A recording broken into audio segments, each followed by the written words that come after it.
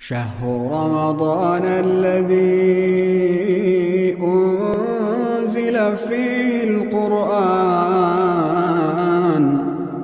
هدى للناس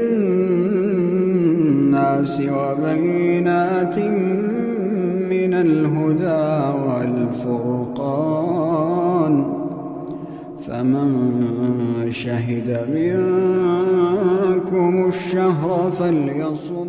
بسم اللہ الرحمن الرحیم، الحمدللہ رب العالمین والصلاة والسلام علی اشرف الانبیاء و سید المرسلین، اما بعد رب اشرح لی صدری ویسر لی امری واحلل عقدۃ من لسانی یفقہوا قولی ربنا زدنا علما۔ محترم ناظرین، روزوں کے مسائل میں آج ہمارے سامنے تراویح کے متعلق ہے۔ تو سوال ہے کہ نماز تراویح کی کیا فضیلت ہے؟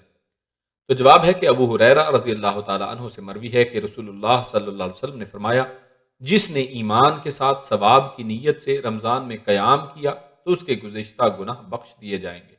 جامع ترمذی 808۔ اسی طرح سوال ہے کہ عورت مسجد میں جماعت کے ساتھ تراویح پڑھ سکتی ہے؟ تو جواب ہے کہ عورت مسجد میں تراویح پڑھ سکتی ہے۔ رسول اللہ صلی اللہ علیہ وسلم نے اپنے گھر والوں اور بیویوں کو بھی تراویح کی جماعت میں شریک کیا اور طویل قیام کیا، خصوصاً آخری عشرے میں رات کے قیام کے لیے جگایا۔ ابو ذر رضی اللہ تعالی عنہ کہتے ہیں، ہم نے رسول اللہ صلی اللہ علیہ وسلم کے ساتھ رمضان کے روزے رکھے۔ آپ صلی اللہ علیہ وسلم نے اس دوران ہمیں قیام نہیں کرایا، یہاں تک کہ صرف 7 روزے باقی رہ گئے۔ چنانچہ آپ صلی اللہ علیہ وسلم نے 23 کی رات کو ہمارے ساتھ قیام کیا اور اتنی لمبی قرت کی کہ 1/3 رات گزر گئی۔ پھر 24ویں رات کو آپ صلی اللہ علیہ وسلم نے تراویح نماز پڑھائی۔ پھر 25ویں رات کو آپ صلی اللہ علیہ وسلم نے تراویح پڑھائی، یہاں تک کہ آدھی رات گزر گئی۔ پھر 26ویں رات گزر گئی اور آپ صلی اللہ علیہ وسلم نے تراویح نہیں پڑھائی۔ پھر 27ویں رات کو آپ صلی اللہ علیہ وسلم نے اتنی لمبی تراویح پڑھائی کہ ہمیں سحری فوت ہو جانے کا خطرہ پیدا ہو گیا۔ جامع ترمذی حدیث نمبر 806۔ اگلا سوال ہے کہ نماز تراویح کی مسنون رکعات کتنی ہیں؟ تو جواب ہے کہ تراویح کی مسنون رکعات 8 ہیں۔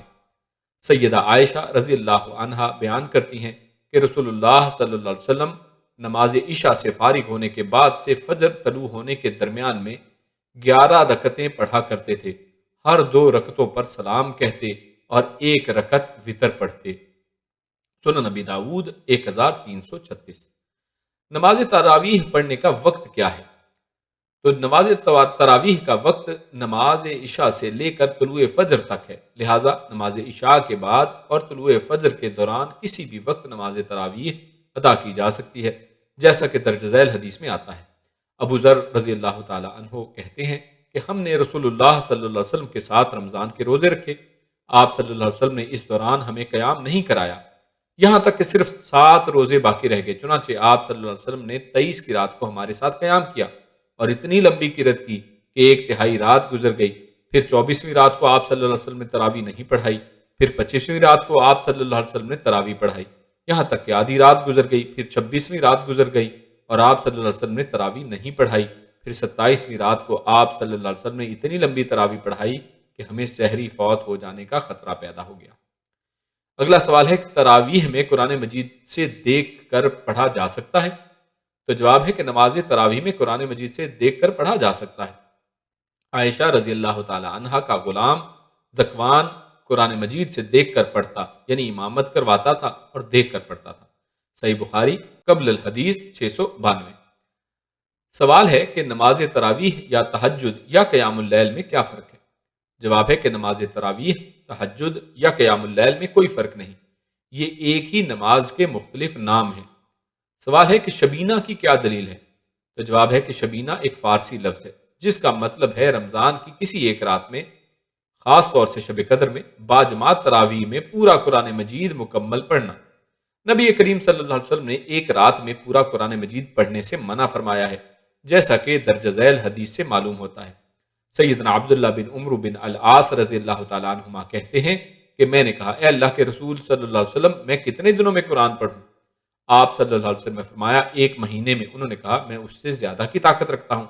سیدنا عبداللہ بن عمرو بن العاص رضی اللہ تعالیٰ عنہما نے یہ جملہ بار بار دہرایا، یعنی انہوں نے اس مدت میں کمی چاہی۔ بالآخر آپ صلی اللہ علیہ وسلم نے فرمایا، 7 دنوں میں پڑھو۔ انہوں نے کہا، میں اس سے بھی زیادہ طاقت رکھتا ہوں۔ آپ صلی اللہ علیہ وسلم نے فرمایا، جس شخص نے 3 دن سے کم میں قرآن پڑھا اس نے اسے سمجھا ہی نہیں۔